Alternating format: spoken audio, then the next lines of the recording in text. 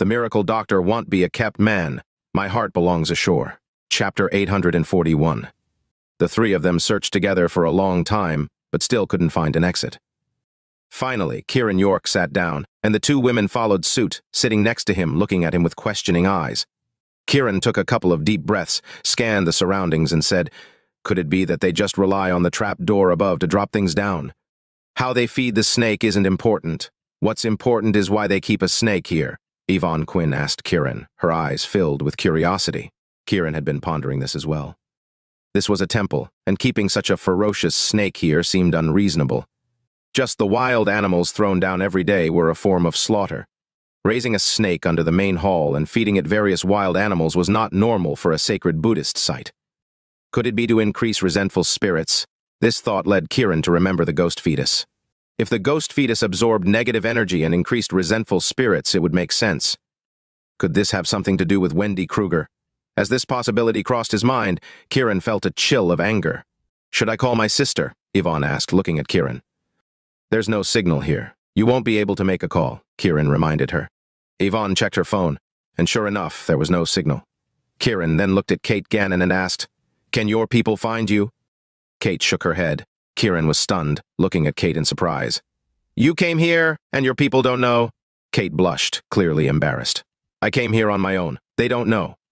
"What on earth are you doing here?" Kiran asked, confused. Kate's face turned even redder, looking like she'd been caught stealing. Yvonne seemed to understand and quickly nudged Kiran to stop his questioning, but Kiran didn't pay attention. He continued, "You didn't come here to burn incense and pray, did you?" Annoyed by Kiran's persistent questioning, Kate finally snapped, "I did come here to burn incense and pray." Kiran couldn't help but laugh. "I never expected you to have time for burning incense and praying." "It's not that I have time. I came here to pray that you would die soon," Kate said angrily. Kiran rolled his eyes and glared at her. "So, Kate actually loves Kiran," Yvonne said with a smile, looking at Kate. Kate blushed even more and quickly said, "I don't love Kiran. I was praying for his death." Yvonne patted Kiran's shoulder. "Look at you. Even your friends are praying for your death." Kiran realized that Kate had come to pray for him, though he didn't know why. His anger towards her lessened a bit. Kate's face was red with embarrassment. She had come to pray, hoping for a chance to start a relationship with Kiran. Unexpectedly, they ended up in this situation. Kiran's initial comments had made her feel ashamed, but she couldn't admit that she had come to wish for a relationship with him. It would be too embarrassing. "Do you have any way to contact your people?" Kiran asked Kate. Kate, still blushing, shook her head. "I have no way." After a moment, she added, "I think the 5 fingerprints on your body might be the solution." "You tried that just now, and it didn't work," Kiran said. "I did try, but I think Elder Murphy can monitor your situation through those fingerprints," Kate explained. Kiran was puzzled. "What do you mean?" "If you pretend to be dead, I think Elder Murphy might come to check on you, and then he might open this basement," Kate said. Kiran was first shocked, then delighted. "Are you saying that when you placed your hand on the mark earlier, the door might have opened remotely?" "That's my suspicion," Kate nodded. Kiran fell silent, thinking deeply. After a minute, he nodded to Kate. "I'll give it a try. It might work." Yvonne also looked hopeful, watching Kiran. He sat down cross-legged, entering a meditative state, his breathing slowing. Yvonne and Kate stood by, waiting anxiously. At the Murphy residence, Elder Murphy sat in the living room drinking tea with a calm expression. Fukada and Aoki Kozner sat there uneasily. Fukada, in particular, felt humiliated for kneeling before Kiran, even though he had done so sincerely, acknowledging Kiran's superior skills. However, in front of Elder Murphy, he felt utterly embarrassed. The room was silent except for the sound of tea being sipped, creating an oppressive atmosphere. Elder Murphy played with 2 antique walnuts in his hands, the crisp sound of them knocking together breaking the silence. He suddenly stopped, his eyes sharp as he looked into the distance, and then burst into laughter. Fukada and Kozner were startled by the laughter and looked at Elder Murphy uncomfortably. "Kiran is dead!" Elder Murphy laughed louder, filled with joy. Fukada and Kozner's expressions changed. Fukada didn't believe Kiran could be dead. Kozner felt a surge of pain. She couldn't bear the thought of Kiran's death. Unknowingly, she had fallen deeply in love with him. Fukada, not noticing Kozner's reaction, quickly asked Elder Murphy, "How do you know Kiran is dead?" "Do you remember the slap I gave Kiran?" Elder Murphy asked with a smug smile. Fukada nodded. "Of course I remember, but that slap was light. It couldn't have hurt him." "Does hurting Kiran necessarily mean injuring him?" Elder Murphy asked, exuding confidence. Fukada's expression changed several times before he finally shook his head, dismissing his own thoughts. "What method did you use to harm Kiran?" Cosner asked with concern. Fukada was also curious and eager to know. Elder Murphy smiled serenely. "The name of that slap is quite special." Chapter 842. What's the name of that strike? Aoki Cosner pressed for details. "Ghost Shadow Palm," Elder Murphy replied, clearly proud of the technique. Fukada and Cosner exchanged glances, evidently not understanding the significance of this Ghost Shadow Palm. "The strike itself isn't very powerful. It merely feels like a gentle touch," Elder Murphy continued with a sinister smile. "Its marvel lies in continuously depleting the opponent's life force, putting them in a state of extreme exhaustion." "What does that mean?" Cosner's heart raced as she prayed Kiran York wasn't truly dead. "It's like implanting a deadly parasite in the body which keeps draining the person's vitality, making them weaker and weaker," Elder Murphy explained, still looking smug. Cosner was on the verge of tears, extremely tense. Fukada looked at Elder Murphy in astonishment and asked, "You mean this strike causes Kiran's life force to continually deplete, right?" Elder Murphy nodded smugly. "That's just the surface effect. However, this surface effect is something Kiran would quickly notice." Cosner breathed a sigh of relief, silently praying that Kiran was still alive. Elder Murphy, however, continued, "Kiran wanted Dragon's Mount, so I prepared a special gift for him." "What gift?" Fukada's eyes lit up. If Kiran really died, it would be an accomplishment for him, too. He felt conflicted. On one hand, he feared Kiran, but on the other, he wished for his death. "They went to Dragon's Mount, and I prepared a 1,000-year-old python for them," Elder Murphy said, his eyes filled with sinister glee. "A 1,000-year-old python?" Cosner and Fukada exclaimed simultaneously. "During the battle with this python, Kiran consumed a lot of his life force, accelerating his death," Elder Murphy said, standing up and looking at the two of them. "Kiran is already dead.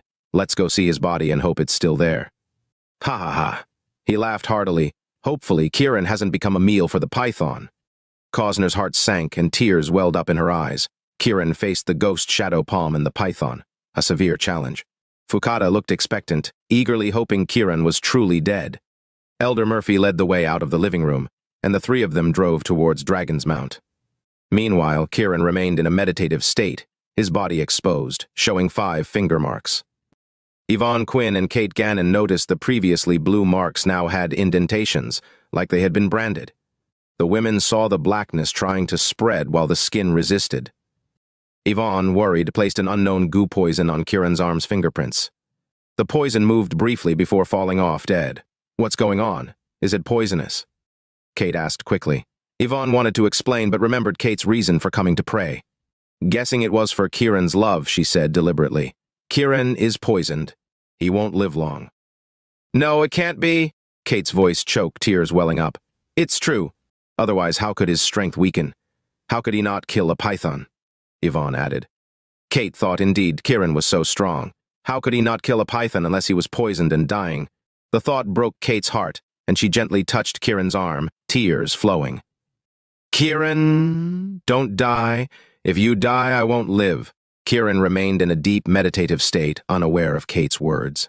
This made Kate even more anxious. She said, "I came here to pray, hoping we could have a chance to be together. I've unknowingly fallen in love with you." Kiran continued meditating, and Kate, desperate, expressed her love and recalled the complex feelings from when Kiran hit her. She feared missing her chance to confess, hoping Kiran would survive. Yvonne, meanwhile, recorded everything on her phone, internally laughing. She deliberately deceived Kate while noticing Kiran's unique poison. Kate cried beside Kiran for a long time, but he didn't respond.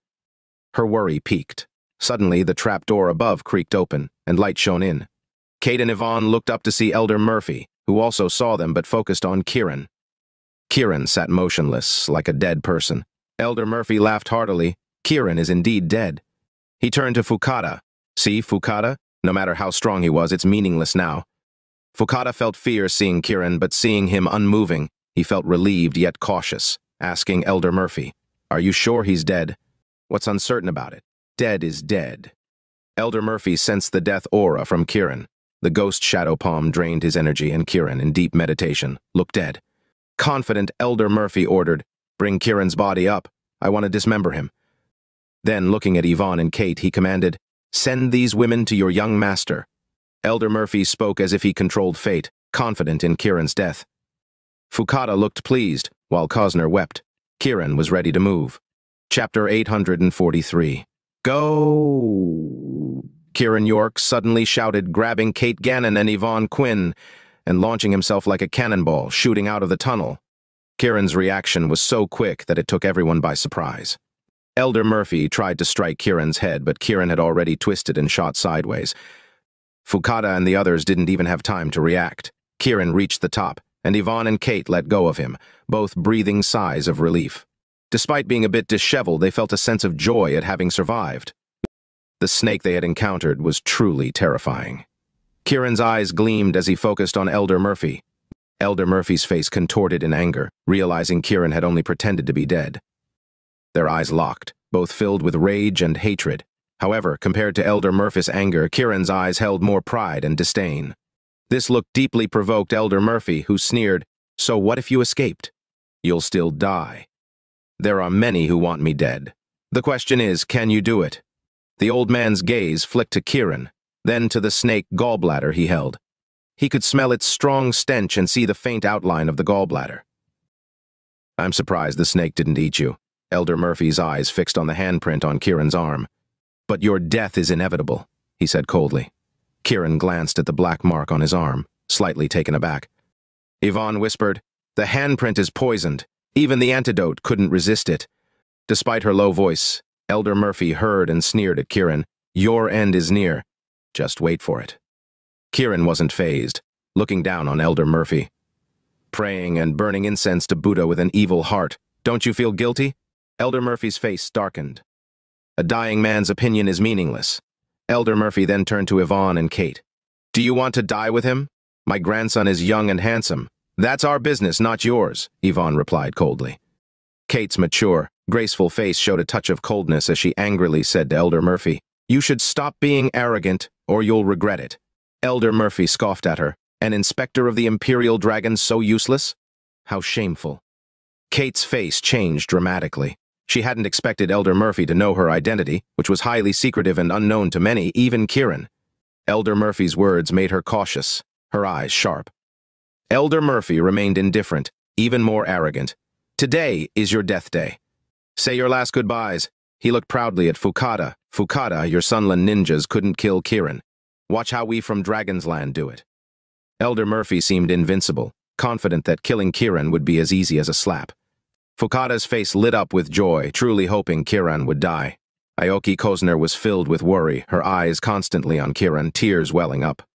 Elder Murphy slowly approached Kiran, eyes cold and gleaming. Kiran knew he faced his strongest opponent yet, but felt no fear. He stepped forward to meet Elder Murphy. They stopped about 3 meters apart. Elder Murphy's clothes seemed to puff up as if blown by the wind, while Kiran's muscles looked ready to explode. Both gathered their internal force, eyes locked, ready for a deadly strike. The Murphy family was confident, seeing Elder Murphy kill Kiran as a mere slap.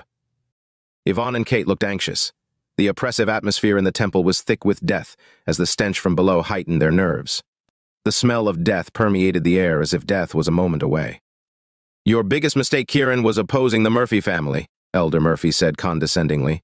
Kiran, calm and indifferent, replied, "I think your mistake was becoming Sunland's lackey."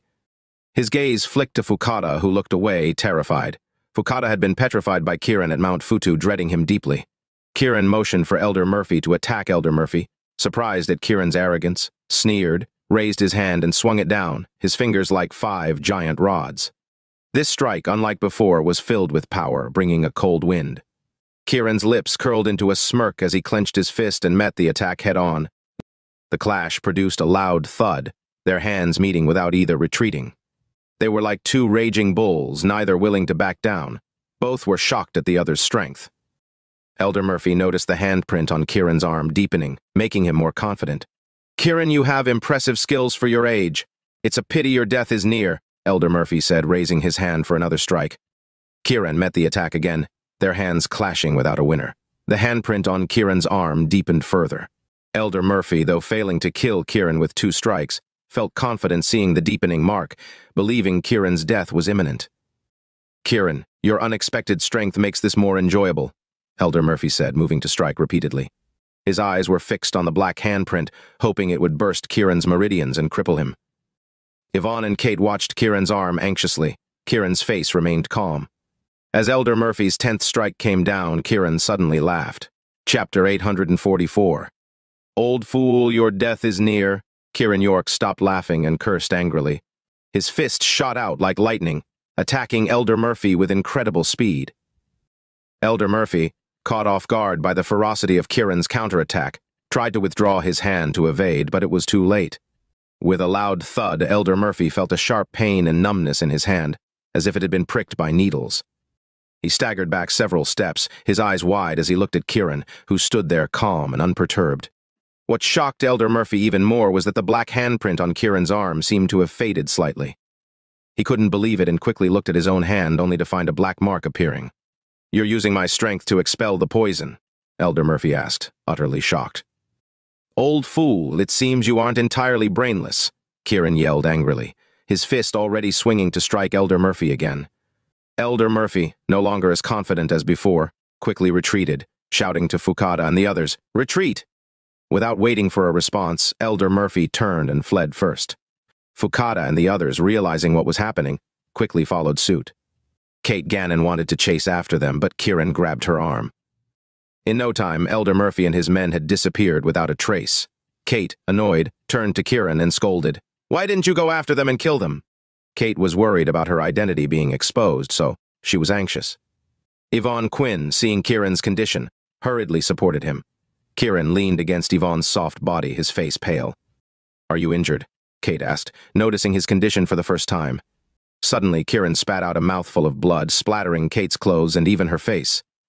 Instead of being angry, Kate was worried and quickly supported Kiran, her eyes filled with concern. Kiran's face turned even paler, but he took a deep breath, suppressing another bout of vomiting.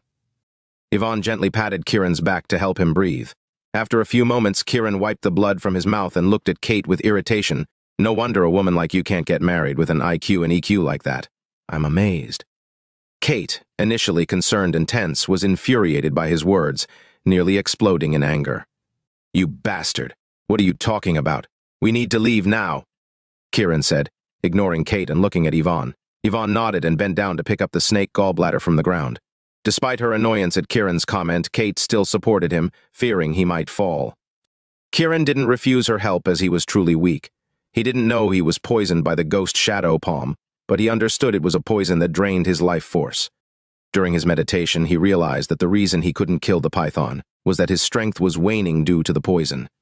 Seeing Elder Murphy's strength, Kiran knew he couldn't win in his current state through sheer force. He decided to use an extreme method to concentrate the poison and force it back out onto Elder Murphy away. Though he reduced the poison significantly, it had consumed much of his internal energy and life force. Luckily, Elder Murphy was scared of being poisoned and fled. Otherwise, Kiran wouldn't have stood a chance. He was curious about the power of this peculiar handprint and didn't understand its full extent. As they descended the mountain, Kiran was about to get into the car when he saw a familiar figure, Sue Walton. Like Kate, Sue was a mature woman in her 30s, exuding a different kind of charm and allure. Compared to Kate's mature grace, Sue had a bewitching and seductive aura that drove men wild. Sue watched Kiran with a faint smile, her eyes filled with concern. Kate felt uneasy, like something precious was being taken away from her. She glanced at Kiran, noticing his hopeful gaze towards Sue, and pinched him under his arm. Kiran didn't cry out, but he glared at Kate, expressing his displeasure. Kate didn't back down, meeting his gaze coldly. "Kiran, it seems you're lucky. You don't have to worry anymore," Yvonne said, breaking the silence and looking at Sue with hope. Sue smiled as she walked towards Kiran, glancing at his arm.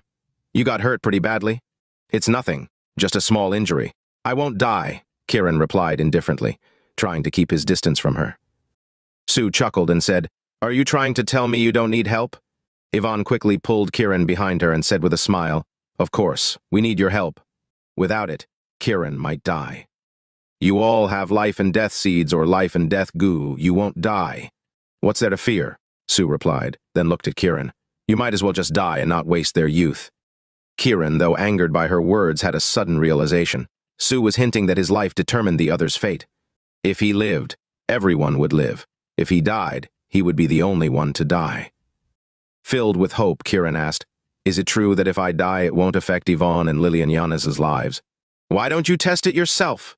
Sue replied with a bright smile. Kiran quickly stepped forward, grabbing Sue's hand. Is it really true? Ah, Kiran's molesting Mimi, Sue shouted. Chapter 845. Kiran York didn't expect Sue Walton to shout, so he quickly let go of her hand. However, to his surprise, his hand didn't move away. It remained tightly clasped to Sue's as if glued together. Kiran was shocked and stared at Sue, utterly confused. Sue continued to act as if she were being molested, shouting loudly, Kiran, you pervert! How dare you molest me in public? Kiran felt aggrieved and angered. He tried hard to shake off Sue's hand, but after 3 attempts he still couldn't free himself.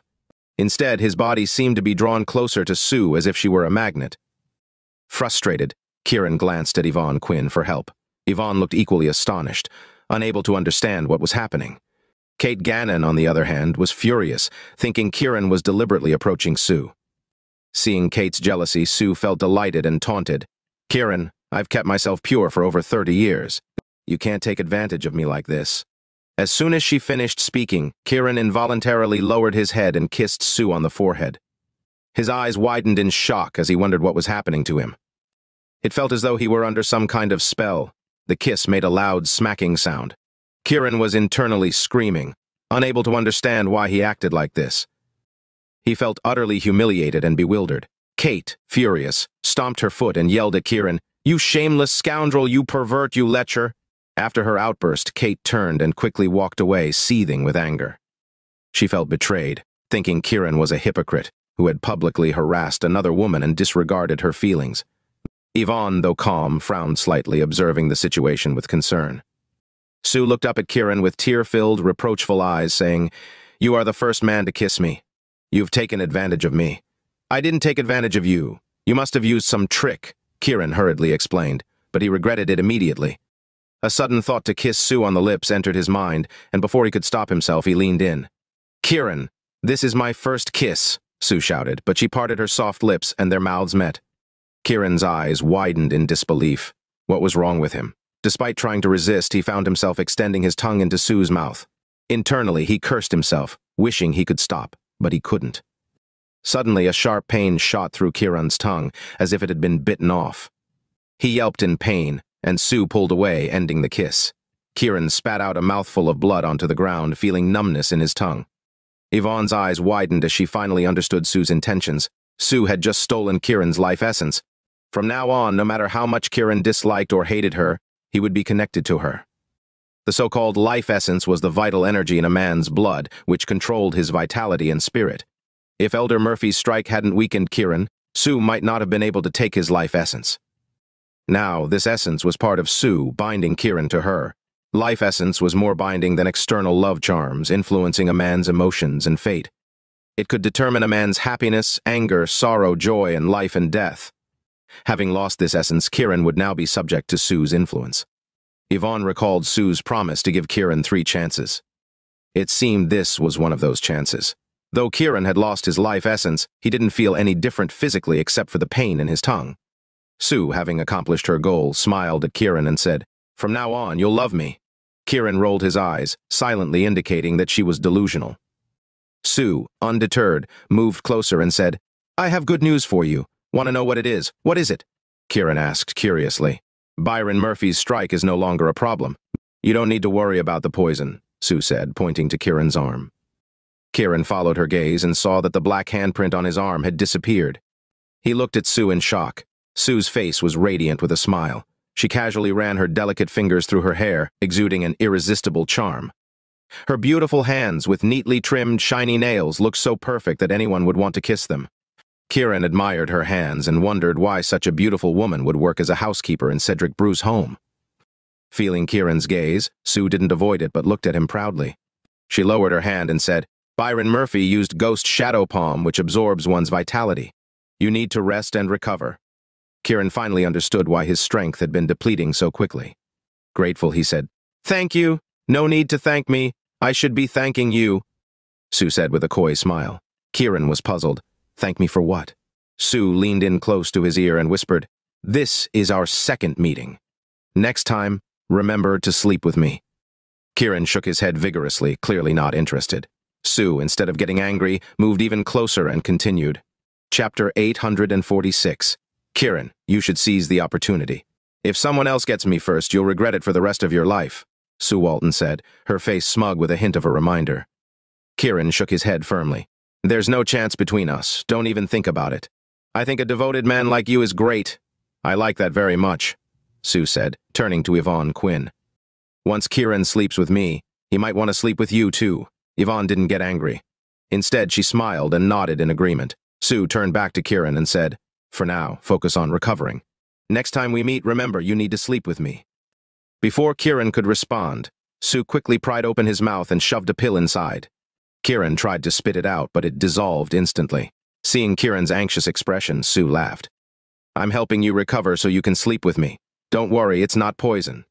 Kiran was speechless and frustrated. Sue lifted her fair hand, brushing her hair back. You begging to sleep with me, not the other way around. Turning his head, Kiran took a deep breath, feeling the effects of the pill. To his surprise, his strength began to return rapidly. It wasn't poison, after all. Kiran was slightly astonished. Do you think they're beautiful? Sue suddenly placed her hands in front of Kiran. Her nails were pink and shiny, full of allure. Kiran's heart skipped a beat, and he silently admitted they were indeed beautiful. Every woman's hands, like the woman herself, had their own unique beauty and charm. Unlike Serena Zimmerman's nails, which were black from venom and looked dangerously seductive, Sue's nails appeared naturally beautiful and pure. Sue turned to Yvonne and said, When Kiran faces Byron Murphy again, remind him that his opponent's martial arts are superior. Kiran didn't understand why Sue was telling this to Yvonne when he could hear it himself. Yvonne, however, smiled and nodded. Don't worry, I'll remind him. Satisfied, Sue turned back to Kiran and said, Next time we meet, I hope it's not because I'm saving your life. Kiran, feeling exasperated, looked away. But his chin was suddenly grabbed. He turned to see Sue holding his chin like a man inspecting a woman, only this time it was reversed, with a beautiful woman admiring a handsome man. Don't take my words lightly, Sue said, pausing before continuing. In the future, you should fear me like you fear Lillian Jans, or else I won't be polite. Kiran almost lost his temper. What did this have to do with Lillian? He forcefully turned his head, freeing himself from her grip. Sue, unfazed, calmly turned and left. After Sue left, Kiran felt his strength returning, thanks to the pill. Yvonne came to support him, smiling. Is she a witch? Kiran asked angrily, filled with hatred at being humiliated by Sue. Yvonne cupped Kiran's face, laughing. Kiran tried to pull away, but Yvonne said, Didn't someone just grab your chin? Kiran rolled his eyes, angry and embarrassed. Yvonne, not offended, continued to smile. From now on, Sue is probably closer to you than we are. Why? How could that be? Kiran asked, his tone full of denial. Because she took your life essence, Yvonne explained with a smile. My life essence? Kiran was shocked. He knew that life essence was the core and soul of a person's vitality. If you lose it, you become like a walking corpse, Yvonne said. She kissed you to take your life essence. Kiran felt both regret and frustration. Is there a way to recover it? Yvonne looked at him and said, You need to get rid of the poison from the ghost shadow palm. If not, it will continue to drain your life. Kiran's face turned serious. He agreed with Yvonne. He could feel his vitality diminishing, weakening his strength. Even his martial strength had decreased. I suspect she wants you to sleep with her to reclaim your life essence, Yvonne said, looking towards the direction Sue had left. Maybe she's using this method to absorb the poison from the ghost shadow palm. That can't be, Kiran said, looking incredulous. She told me to remind you to be cautious of Byron Murphy, Yvonne shrugged, indicating she wasn't sure either. But you don't need to worry too much. Just sleep with her and take it back. Kiran was filled with frustration and took a deep breath to calm himself. Yvonne, with a gossiping tone, asked, Isn't Sue's womanly charm overwhelming? She's in the most beautiful phase of a woman's life. Kiran, seeing Yvonne's blinking eyes, turned serious. I have one hope in my next life. That you don't meet Mimi, Yvonne teased. Kiran shook his head. I hope I don't meet any more Maui tribe members. Yvonne laughed. You should say you don't want to meet Maui women. Kiran nodded without hesitation. That's because you haven't slept with a Maui woman. Once you do, you'll love them for life, Yvonne said proudly. Kiran was speechless and walked towards the car. You need to go back and rest, Yvonne reminded him, following behind. Kiran's heart was full of anger towards Byron Murphy and his family. He looked at Dragon's Mount, even more frustrated with the lack of progress regarding the ghost fetus. Just then, Kiran's phone rang. It was Sophia Carter calling. Chapter 847. Master, where are you? Sophia Carter's excited voice came through as soon as Kiran York answered the phone. I'm at Dragon's Mount, about to head back, Kiran replied. Are you there sightseeing or having a wild adventure with Mistress? Sophia boldly asked. Kiran's face turned dark, looking like he wanted to strangle someone. Yvonne Quinn, hearing Sophia's words through the phone's speaker, laughed and said, Your master doesn't lack women. He met 2 mature, charming women at Dragon's Mount. Wow. Sophia's voice was filled with shock. And they were both mature ladies. Yvonne continued, seemingly eager to embarrass Kiran. Kiran's face darkened further, and he glared at Yvonne. She stuck her tongue out at him and added, Your master is now even less interested in me. He keeps glaring at me. Mistress, won't master roll up his sleeves and hit you? Sophia asked mischievously. I wish he would take off his pants, Yvonne responded playfully. 2 female scoundrels, Kiran scolded in exasperation. I want to spank you. What were you thinking? Yvonne teased with a mischievous smile, pretending to understand suddenly. You weren't having inappropriate thoughts, were you? Tesk. If your wife Snowzander found out, would she go crazy? Yvonne teased with a wicked grin. Kiran's face was as black as the bottom of a pot, completely speechless. When women acted shamelessly, they were far scarier than men. Sophia, did you call for something? Kiran asked, changing the topic. I want to invite Master and Mistress to dinner. When will you be back? Sophia quickly explained the purpose of her call. Kiran glanced at himself, his clothes holding the snake gall, his upper body bare. He wasn't in any condition for dinner, so he said, I'm not dressed for dinner right now. I need to go back and change. Sophia fell silent, disappointed. Sophia, pick out a suitable outfit for your master. He has no clothes to wear right now, Yvonne suggested with a laugh. He's bare-chested, so he can't go to dinner. No problem. I'll get master some clothes right away, Sophia agreed without hesitation, not even asking why. Kiran glanced at Yvonne, his face showing displeasure. I'm hungry. Since Sophia has food, let's go eat, Yvonne said nonchalantly. Where are we eating? Kiran, feeling hungry, asked. Dragon Pearl Hotel, room 302. All right, see you soon, Yvonne said, speaking for Kiran. Kiran couldn't say anything, so he nodded in agreement. Sophia hung up to find clothes for him. Kiran and Yvonne drove back to the city. Kiran's mind was in turmoil. He had lost his life essence, and there was no progress on the matter of Wendy Kruger. They hadn't figured out the connection between Dragon's Mount and the ghost fetus, so today was a washout. Yvonne, however, was in high spirits, smiling brightly. She kept thinking about Sue's words. If Kiran slept with Sue, he would end up sleeping with other women, including her. She hoped Kiran would sleep with her soon. When they arrived at the Dragon Pearl Hotel, Yvonne booked a room for Kiran to take a shower.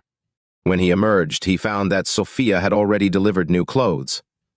Sophia had left, and Yvonne was sitting on the sofa, smiling at Kiran, who was wrapped in a towel. Kiran felt a bit embarrassed and grabbed the clothes to change in the bedroom. What's there to be shy about? You're not a woman, Yvonne teased, looking pleased. Kiran glared at her, annoyed. Can't you keep your thoughts simple? What do you mean by complicated thoughts? Aren't you just feeling guilty? Yvonne pointed to herself wrapped in a cotton robe. Haven't you seen and touched this before? Kiran turned away, speechless, thinking to himself, I was saving your life. Seeing Kiran's embarrassment, Yvonne stopped teasing and went into the bedroom, giving Kiran space to change. Kiran sighed in relief and began changing. All the clothes were wrapped in bags. Kiran York had to open them one by one. He wanted to unwrap everything before changing, so he forgot that he was not wearing anything. Wow, hubby's body is amazing. Yvonne suddenly came out, recording with her phone. Kiran froze, feeling like an ice sculpture, overwhelmed with shock and frustration. Don't worry, smile. I won't share this, Yvonne teased. Kiran quickly started dressing while Yvonne laughed and continued recording. Once dressed, Kiran turned sharply and lunged at Yvonne, trying to grab her phone. Yvonne, unafraid, suddenly unzipped her jacket, revealing she wore nothing underneath. Startled, Kiran tried to stop but stumbled forward, accidentally kissing Yvonne on the cheek and bumping into her. Kiran tried to pull back, but Yvonne wrapped her arms around his neck, pulling him closer. Kiran felt his body heat up and tried to pry her hands off. Why are you fine with Sue Walton and Kate Gannon but not with me? Yvonne asked, her eyes watery and filled with longing. You misunderstand. I have nothing to do with them, Kiran said, finally freeing himself. Yvonne, not angry, turned and went back to the bedroom. Kiran was frustrated by the restrictions of the goo. It limited him too much. Otherwise, things would be much easier. 3 minutes later, Yvonne emerged, and they headed to room 302 at the Dragon Pearl Hotel.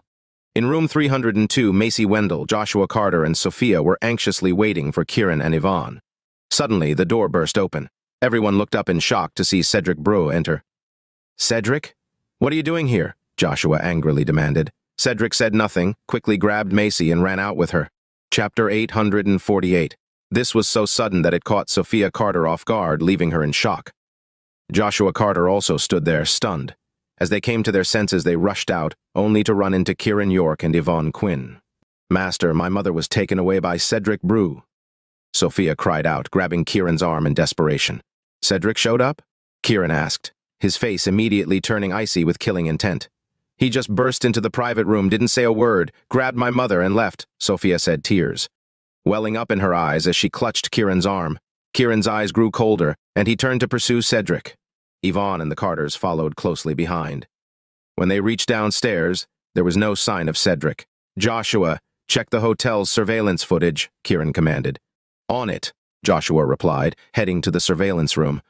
Kiran searched around outside, finding nothing. He was momentarily puzzled. Less than 10 minutes later, Joshua returned, informing Kiran that Cedric had taken Sophia's mother upstairs to the 7th floor. Kiran, Yvonne, and the Carters hurried back to the 7th floor. Following the surveillance footage, Joshua led them to a room. Kiran and Yvonne were shocked to see that it was their own room. Kiran quickly used his key card to open the door. Inside, they found Macy Wendell lying disheveled on the sofa, unable to move. Seeing them, her face turned red with embarrassment. "Mom," Sophia cried out, rushing over to cover her mother with clothes. "We've been tricked," Yvonne said, noticing that the snake gall was missing. Kiran also saw that the snake gall was gone. His eyes turned sharp. He hadn't expected Cedric to know about the snake gall. "Master, can you help my mother quickly?" Sophia pleaded. Yvonne went over and gently tapped a few points on Macy's body, neutralizing the poison. "Cedric came in and left quickly," Macy said as she frantically adjusted her clothes. "Did he take the snake gall?" Yvonne asked. Macy shook her head. "I didn't see any snake gall. He left empty-handed shortly after coming in." Macy's face was flushed with shame. Cedric had torn her clothes and touched her inappropriately. He acted like a madman but escaped quickly, anticipating Kiran and the others would arrive soon. "It seems many people are after our snake gall," Kiran said, his face grim but with a cold smile. Yvonne nodded in agreement. "What should we do now?" "We'll wait and see," Kiran replied, realizing the forces in Dragon City were more complicated than he thought. The situations with the Carters and Murphys were still unclear. Additionally, the roles of the foreign country and Sunland influences needed further investigation, along with Cedric Brew and Sue Walton's mysterious identities. And then there was Wendy Kruger and her ghost fetus, which was another complex matter. "Master, will Cedric harm my mother again?" Sophia asked, worried. Joshua also looked concerned but remained silent. "I don't think so. If he wanted to harm her, he would have done so already," Yvonne replied, helping Kiran answer. Sophia still looked uneasy, seeking reassurance from Kiran. Kiran turned to Sophia. "Yvonne's right. Cedric has been infatuated with your mother for years without harming her. He likely won't harm her now." Macy blushed even more at Kiran's words. Being in her 40s, she felt extremely embarrassed in front of her children in such a disheveled state. Macy suddenly remembered something. "I've heard Cedric often goes to Dragon's Mount to train." Kiran was taken aback by this information. "Do you know where in Dragon's Mount?" "There's a place called Kiran Cave at the back of Dragon's Mount that's supposed to be good for training," Macy said, her face still red. "Mom, how do you know that?" Sophia asked. Macy's face turned even redder, looking mortified. Sophia wanted to ask more, but Yvonne pulled her aside. Yvonne had already guessed that Macy had some interactions with Cedric.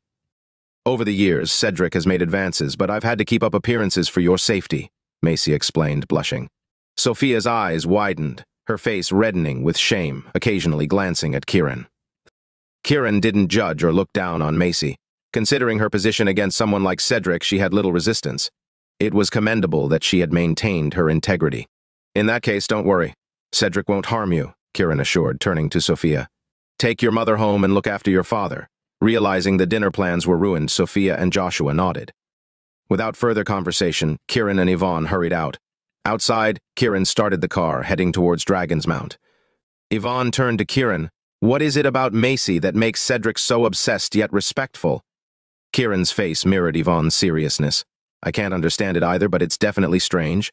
Could Macy's body be suitable for cultivating some kind of poison? Yvonne speculated. You Maui people know these things best, and I've checked her. She isn't poisoned, Kiran said thoughtfully. Yvonne's expression grew more complex. After a long pause, she said, if Sue Walton can be so secretive, why can't Macy?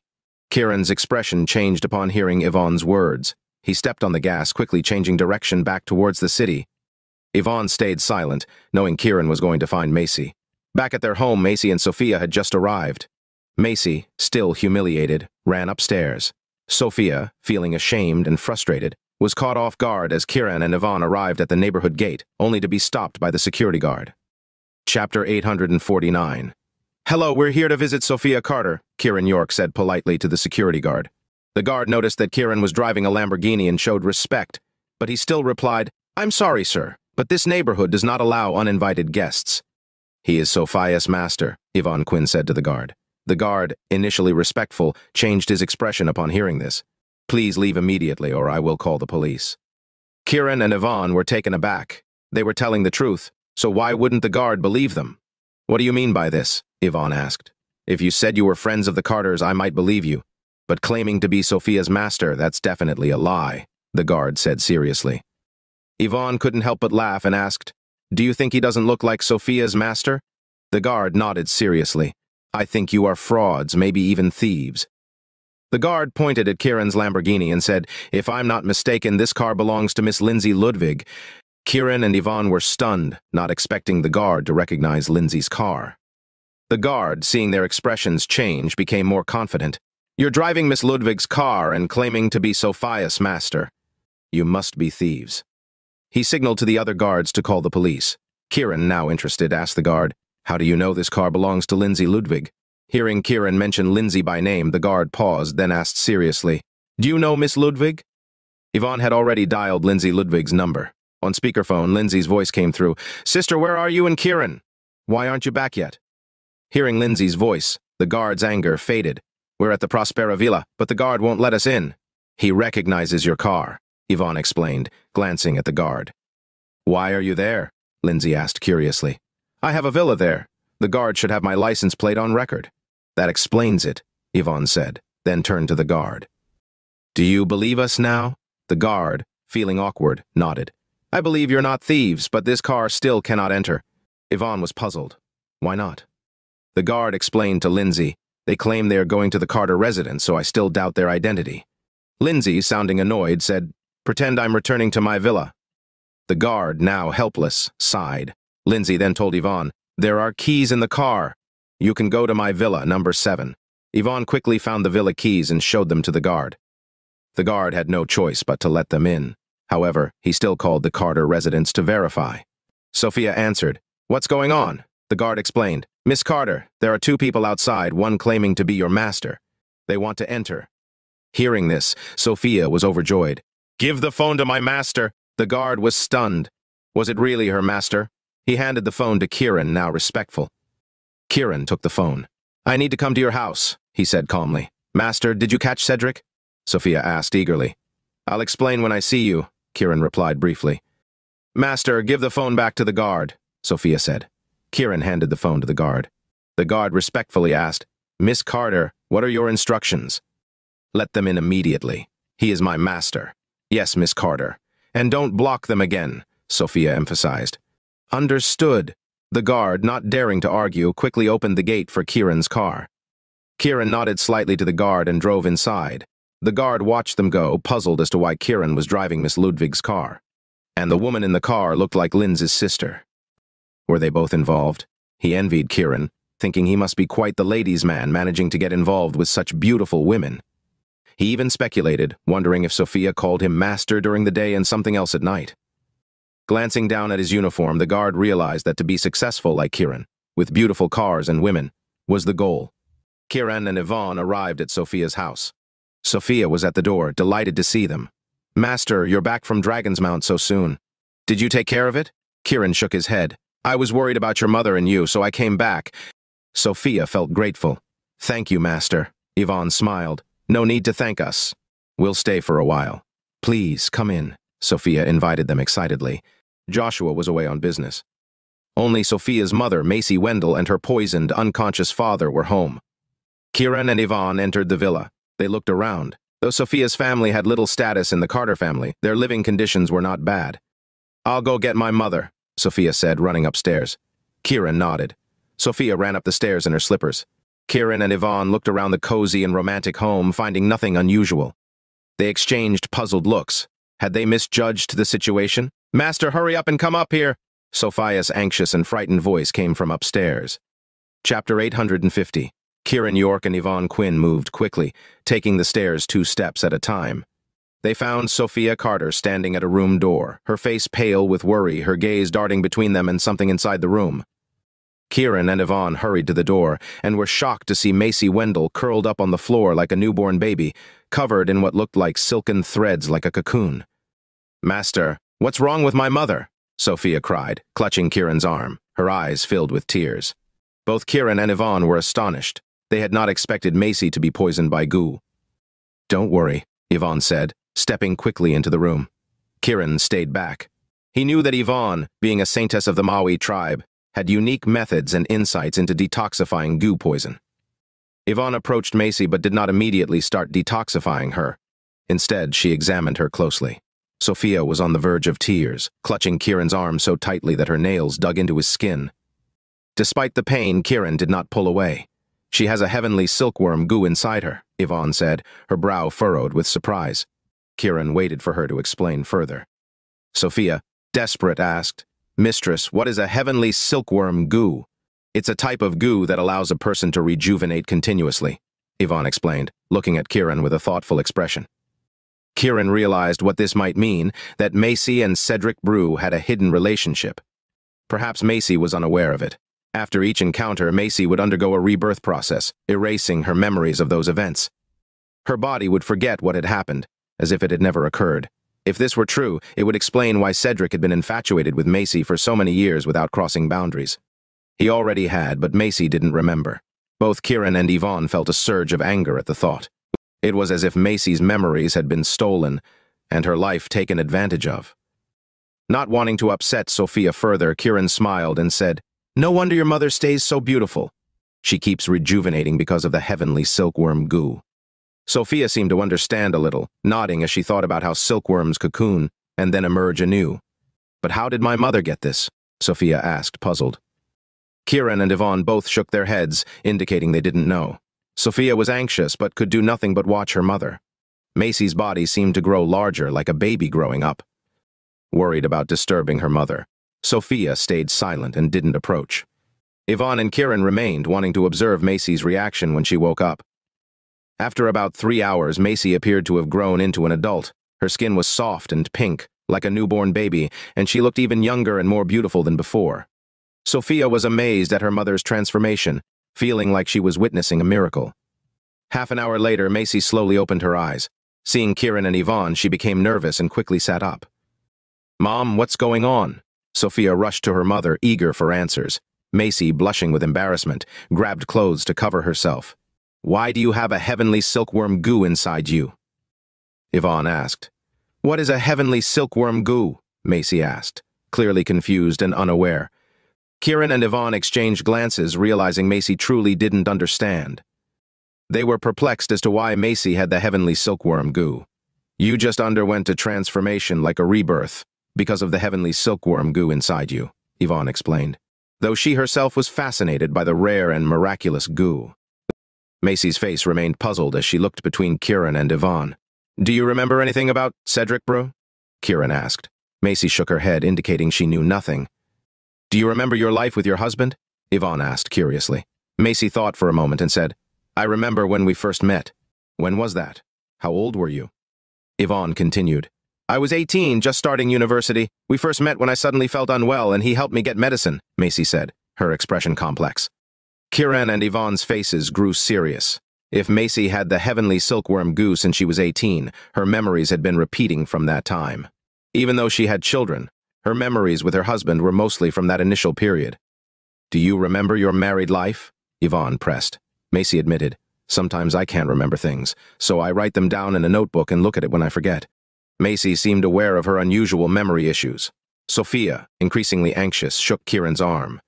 "Master, what's happening to my mother?" Kiran, unsure who had poisoned Macy, suspected Cedric had taken advantage of her. Every rebirth reset her memory, which could be a blessing, erasing painful memories. He smiled at Sophia. "I'm not sure, but it seems to be a good thing." Yvonne added, "It's true. Your mother can continuously rejuvenate and never die." Sophia, still confused, didn't fully grasp the situation. Macy looked troubled by her condition. Kiran and Yvonne exchanged a look. "Everything's fine for now. Don't worry," Yvonne reassured them. "We need to leave." Sophia, still unsure, looked to Kiran. "Don't worry," Kiran echoed with a smile. Macy, feeling embarrassed by her situation, nodded to Sophia, signaling she was okay. Sophia had no choice but to let them leave, though she remained bewildered.